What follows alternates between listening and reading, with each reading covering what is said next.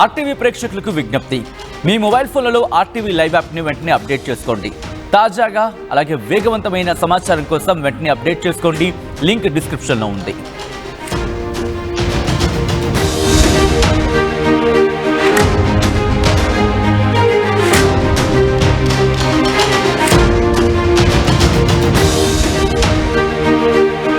మూడో ప్రపంచ యుద్ధానికి దిశగా ప్రపంచ దేశాలు అడుగులు వేస్తున్నాయా అంటే అవుననే మాట వినిపిస్తోంది. ఇప్పటికే చూసాం అమెరికా బ్రిటన్ దోస్తానాకు సంబంధించి ఈ రెండు దోస్తీ కడితే తప్పులేదు, కానీ మేం దోస్తీ కడితే తప్ప అంటూ ఇప్పుడు రష్యా ఒక అడుగు ముందుకు వేసింది. రష్యా యుక్రెయిన్ వార్లోకి ఇప్పుడు కీలక పరిణామానికి సంబంధించిన బిగ్ బ్రేకింగ్ న్యూస్ చూస్తున్నారు. రష్యాకి మద్దతుగా రంగంలోకి దిగాడు ఉత్తర కొరియా.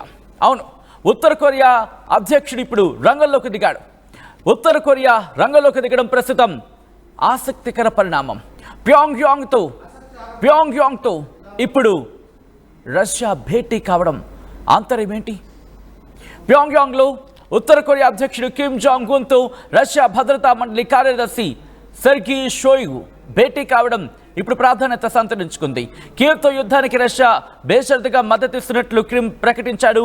కిమ్ ప్రకటన నేపథ్యంలో ఇప్పుడు రష్యాలో మరింత ఉత్సాహం వెల్లువెత్తుతోంది.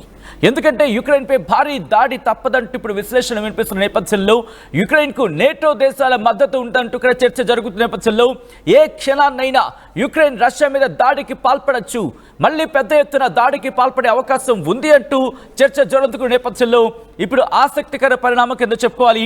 ఎందుకంటే ఉత్తర కొరియా అధ్యక్షుడు కిమ్ జాంగ్ ఉన్ రంగంలోకి దిగాడంటే ఆట వేరే లెక్కలో ఉంటుంది. తిక్కరేగితే ఒక్కసారి తోలు తీసి చేతిలో పెడతానంటాడు. మరి ముఖ్యంగా మీకు గుర్తుంటుంటే కనుక ఇప్పటికే రష్యాకు తన సైన్యాన్ని పంపించాడు కిమ్ జాంగ్ ఉన్. సో ఉత్తర కొరియా కూడా రంగంలోకి దిగింది.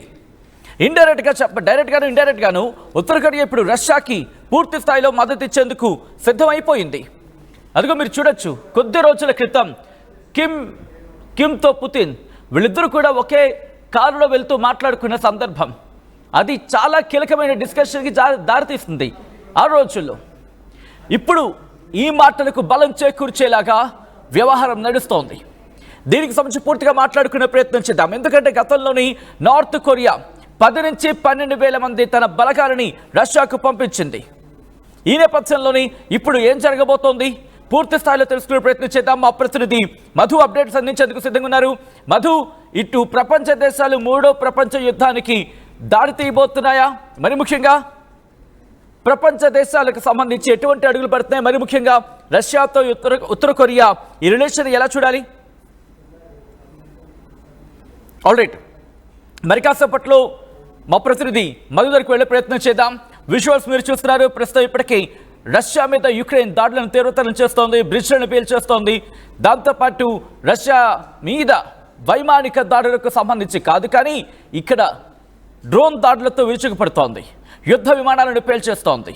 దాంతోపాటు యుక్రెయిన్ ఏ క్షణాన్నైనా రష్యా మీదకు పెద్ద ఎత్తున దాడికి దిగచ్చు అని చెప్పి చర్చ జరుగుతున్న నేపథ్యం, డ్రోన్లతో విరుచుకుపడే అవకాశం ఉందంటూ చర్చ జరుగుతోంది. కాబట్టి ఇప్పుడు ఉత్తర కొరియా రంగంలోకి దిగుతోంది.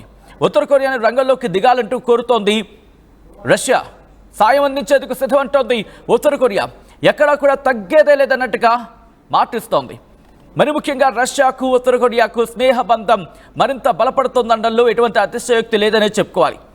ఏప్రిల్లో ఈ రెండు కంట్రీలకు సంబంధించి ఈ రెండు దేశాలు కూడా ఉత్తర కొరియా బలగాలను రష్యాకు పంపించేందుకు మొట్టమొదటిసారి వాళ్ళు ఫిక్స్ అయ్యారు. వాళ్ళు నిర్ణయం తీసుకున్నారు. నిర్ణయం తీసుకున్న తర్వాత ఈ రెండు దేశాలకు సంబంధించిన సైనికులు యుక్రెయిన్ సరిహద్దుల్లో మోహరించారు. ఈ నేపథ్యంలోని కర్స్క్ సరిహద్దు ఎటువంటి పరిస్థితులు నెలకొన్నాయో మనం చూసాం. అదే సందర్భంలో రష్యా అధ్యక్షుడు వ్లాదిమిర్ పుతిన్ నార్త్ కొరియా పార్టిసిపేషన్ని స్వాగతించాడు. అట్ ద సేమ్ టైం వాళ్ళ సాక్రిఫైసెస్ని మర్చిపోలేమంటూ చెప్పుకొచ్చాడు, జీవితాంతం గుర్తుపెట్టుకుంటామంటూ చెప్పుకొచ్చాడు. At the same time Russian security council secretary Sergei Shoigu ఇప్పుడు ప్యోంగ్యాంగ్లో ప్యోంగ్యాంగ్ వెళ్ళడం, అక్కడ కిమ్ జాంగ్ ఉన్తో నార్త్ కొరియా అధ్యక్షుడు కిమ్తో భేటీ కావడం ఇప్పుడు ప్రాధాన్యత సంతరించుకుంది. అన్కండిషనల్గా సపోర్ట్ ఇస్తూ ఉంటుంది నార్త్ కొరియా. ఎవరికి? రష్యాకి.